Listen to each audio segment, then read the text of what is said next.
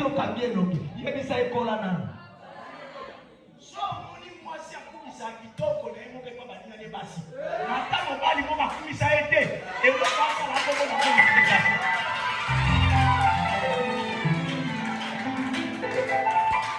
Dakazaba lobi, obi kumise la kabote na no bakumisa ote. Se ko bua kaka semence na mabele. Esa masturbation. Ozo se masturbation. C'est la masturbation. Obo ka semence na mabele. Mwasi mobali mo fabu. Vraiment. La basti. Yo koko. Et puis je suis dans les métiers de la loi, je vous en ai bien dit. Qui t'a dit ça? Qui t'a dit ça? La seule personne, quand il valide ce que nous faisons. C'est Dieu. Et ça nous appelle. C'est pourquoi cesse de te contenter toi-même. Lorsque la chose est là, laisse que les autres le détruisent. Le monde c'est comme un désert. Si tu es trop rapide, tu mourras. Marche pas. Comme un chameau. Car le chameau ne marche pas. Mais il arrive à destination. Voilà pourquoi tu ne peux pas avoir la prétention. On perd dans toute humilité avec le Seigneur. Vous savez les jeunes, on est déjà surbombés. Mais les vieillards, on les doit couper. Mais pour monter une montagne, tout le monde se fait vivre.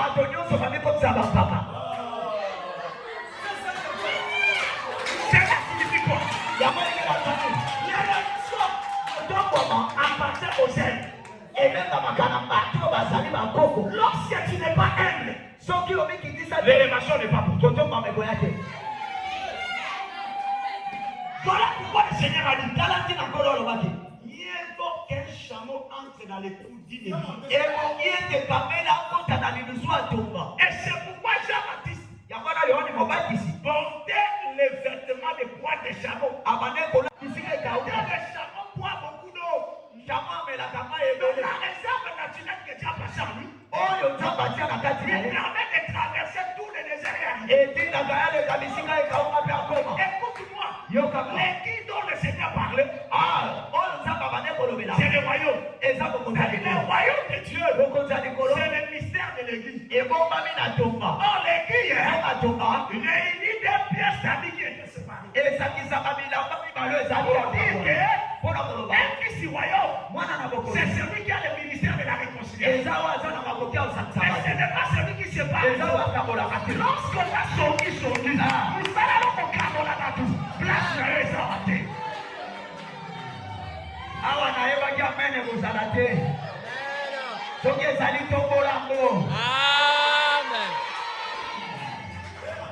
Demande à celui qui est à côté de toi. Ozali tongato rasoir. Qui a commandé la soirée à Silimino pour la souki? Donc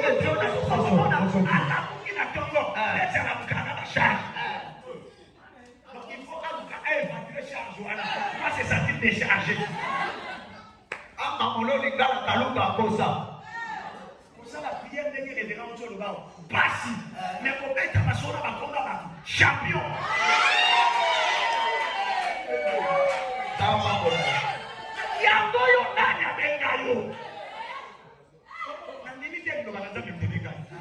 La Bible dit que celui qui n'a pas Dieu divise le frère. Dieu reçoit le d'abord reçoit Nini. Vous dites que mon frère était ma sœur était claire. Ceux qui ont la clarté, tiens, vous battez. Comme ça, tu n'es pas plus clair. Claire, c'est un peu du mari, parole à moi pour mon clé. Un enfant de Dieu, ne soupçonne point. Ne soupçonne point. Parce qu'il est mal. Et ça m'amène de pouvoir soupçonner tes frères alors qu'ils sont innocents. Et de penser non. Moi, je vais voir un frère même à son monde, mais ça me dit.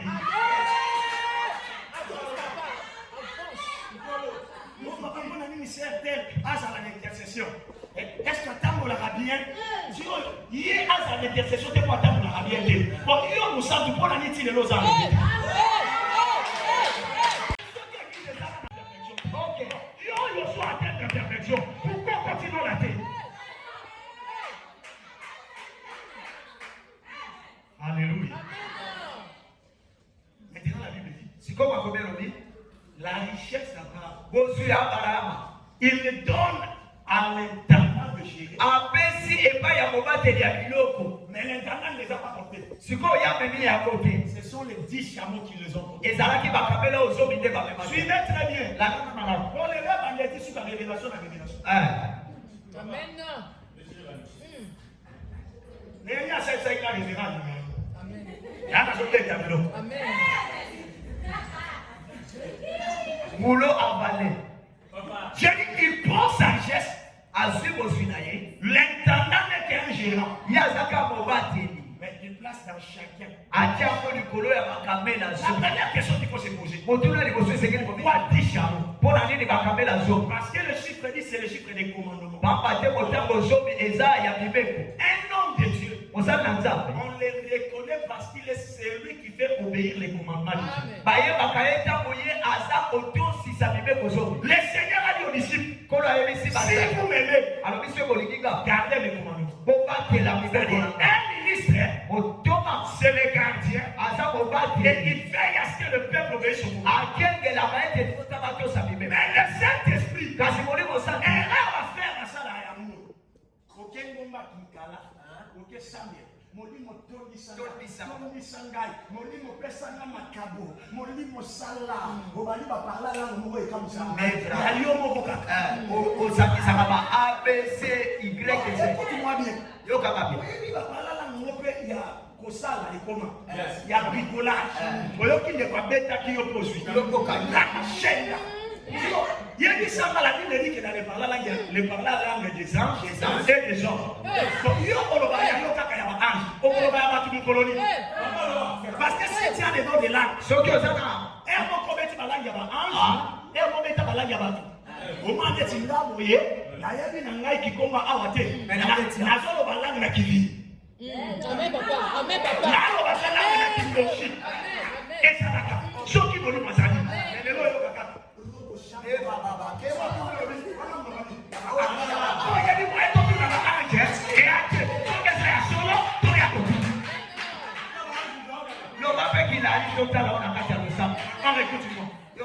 je vais te dire, tu fais une grosse erreur.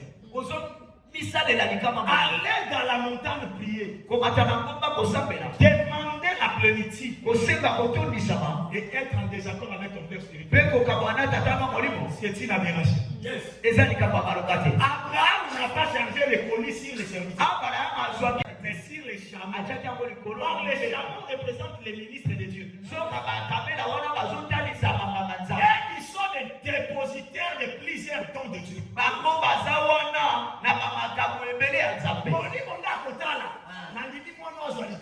Mais nous t'avons ça, la paix pour maman. Et à nous, ça la table. Par la position que merci. Et puis, la carte à Massali. Moussali a changé à Kézaki 10. C'est-à-dire, chaque chameau a une couille à Koli.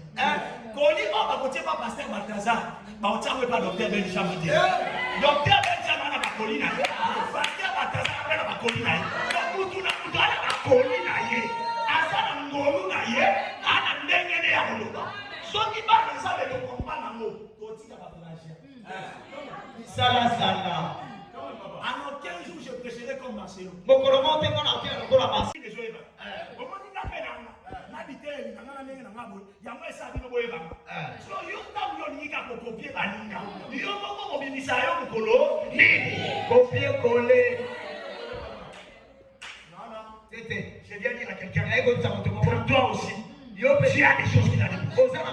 Crois ton potentiel, crois ta grâce, et donne le meilleur.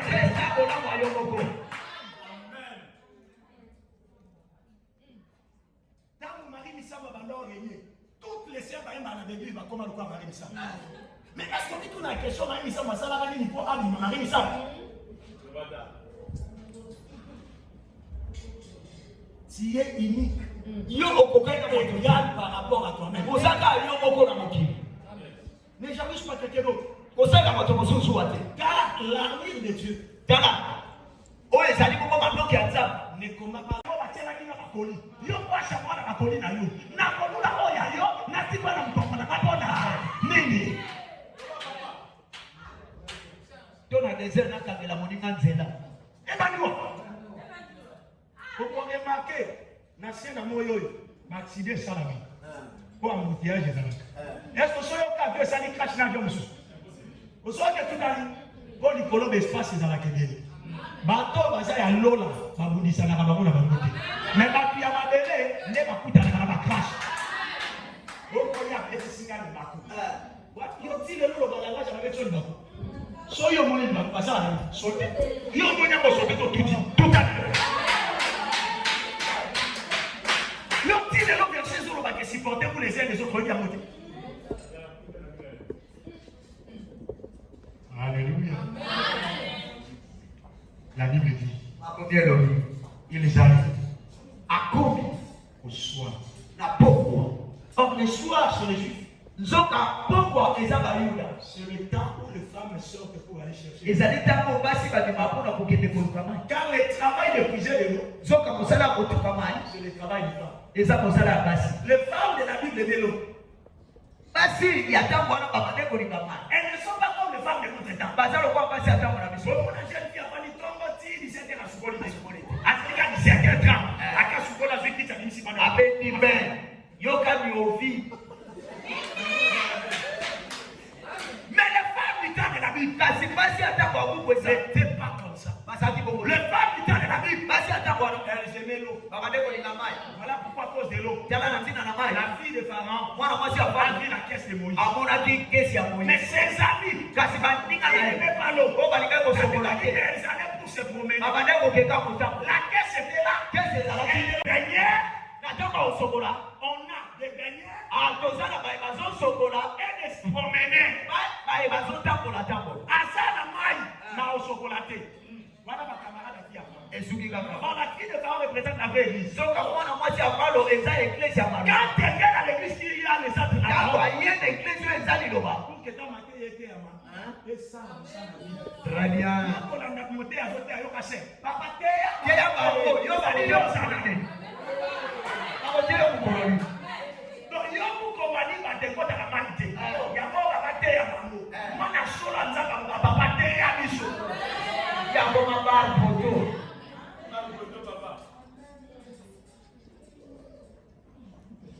la fille de Pharaon Mwana mwasi ya Faraon. a vu Moïse pendant qu'elle est née. Amoni Mose ntango ya ezali na kati ya mai. David Daudi a vu Bathsheba pendant qu'elle s'est levée. amonaki batie batango osokola. La femme samaritaine Mwana mwasi ya a Samaria rencontré Christ. akutani na Kristo. Quand elle allait vers lui. Baye kotoka mai. Moïse Mose a vu Séphora amoni Sephora. pendant qu'elle allait puiser. C'est-à-dire que l'eau, c'était le problème des femmes de la Bible. ezalaki likambo ya basi ya Bible. Or, la vérité, Osala c'est prêche. pas une église où le pasteur vous donne de l'argent. Eza ntango oyo bamanzisa bapesa mbongo. En ce temps d'histoire, Na ntango ya pokwa c'est le temps où les peuples de Dieu doivent rechercher l'eau. ezali ntango oyo liboto na Nzambe basenge koluka mai. Si on coûte une église, pasteur Anna Maloba, Kanana. Nakanisaki oyoki. Et ça place histoire, sur la bête au bam, mais c'est fini. Ça, c'est un spectacle. Eloko pili. Ok, là, Ebibi na koma. pas les spectacles. Il faut que dans l'église, on écoute l'eau. Vraiment. Amen. Oui, Moïse, à Amoudakene. Amoud, il peut y boucher l'eau.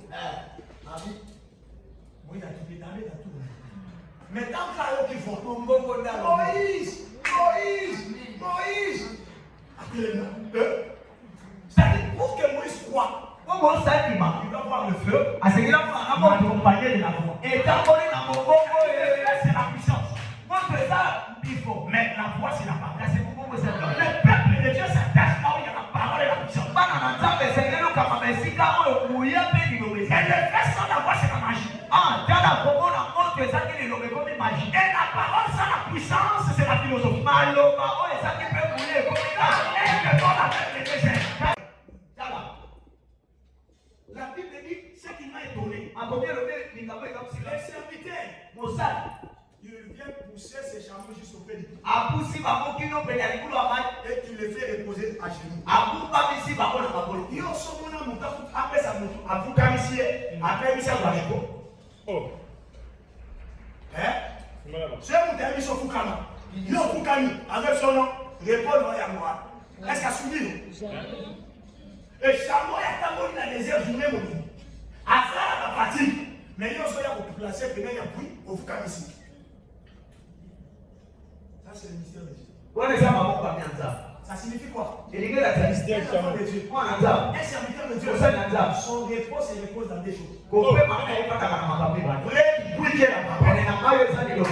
genoux qui est la prière. Si tu veux que Dieu assiste ton repos, et il a connaissance de la parole, mets tes genoux, sois dans la prière.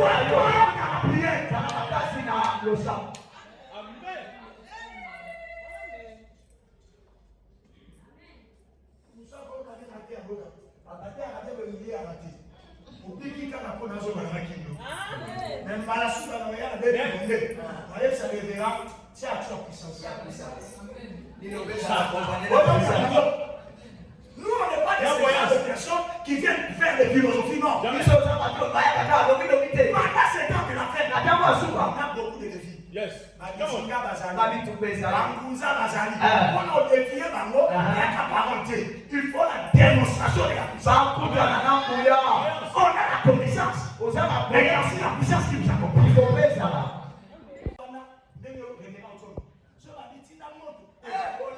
Prie pour la parole. Donc là, tu deviens plus sérieux. Sache que c'est déséquilibré. Vous allez être pour moi, pour voter. Il fait ça tous les deux pour que les cas pour voir. Dès que tu es là aussi, ta foi pour bien marcher. Il faut que vous avez la puissance. Parce qu'il n'y a pas moi qui me dit à la connaissance à parole. Il est délivré à Jésus. Il est délivré. Et comment la verset nous a rappelé Jésus dans son David. Bon, allez pas quand vous soit dans la Bible. Oh, il y a dans la Bible. Oh. Ça dans la connaissance des critiques pour les passer les Mystique. parce que dans la verset nous appelle ça qui Jésus. Non pas si Jésus va la guider. Mystique. Hier soir son télé, il est aussi écrit. Le va que tu as la non père que va tout guider. Non. Il y a ça qui est offensif. Mais hier soir on a défensif. Tu as offensif. On s'en. Il connaît les Écritures. Ce qu'il ne peut pas voir, c'est la révélation des Écritures parce qu'il n'y a que l'Esprit qui donne. Et enfin, pour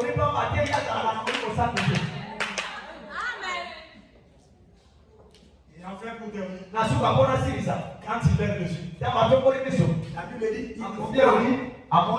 dit une jeune fille qui venait avec sa crise. Sur les épaules. Pourquoi sur les épaules? Ça signifie c'est la responsabilité. Remarquez qu'on met toujours des galons sur les épaules des militaires. Tu crois que c'est une grande. C'est aussi une charge. Un fardeau. Une responsabilité. Les enfants de Dieu doivent faire de la parole de Dieu toute une responsabilité. Forme tes enfants. Et après 10 ans, regarde le résultat. Ce frère que vous voyez, c'est un pasteur. Il conduit une assemblée chez Amadori. Il a étudié dans mon école. Son père spirituel, c'est mon ami qui est à Londres. Il a été avec toute sa famille. Mais lui,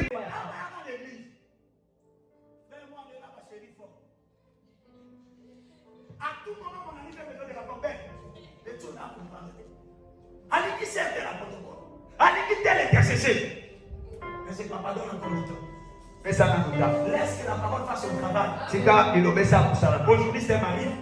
Père des enfants et pasteur d'église. Pour dire que la parole a toujours un travail qui fait. Et sache aussi dans ta vie, lorsque tu ne donnes pas du temps à l'enseignement pasteur à terre, ça nous sort dans la vie pour espérer la grande résultat après le temps. Vraiment.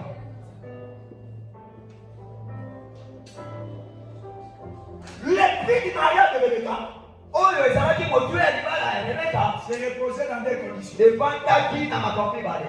Elle devait abréver les serviteurs. Asengelaki ambelisa mosali. Mais pour que les serviteurs sachent que c'est la femme qui Po mosali ayeba ete aza mwasi ya Isaka. elle devait aussi abréver les choses. Asengeli mpe komelisa bashamo. Commençons dans les familles. Tobanda na mokandi.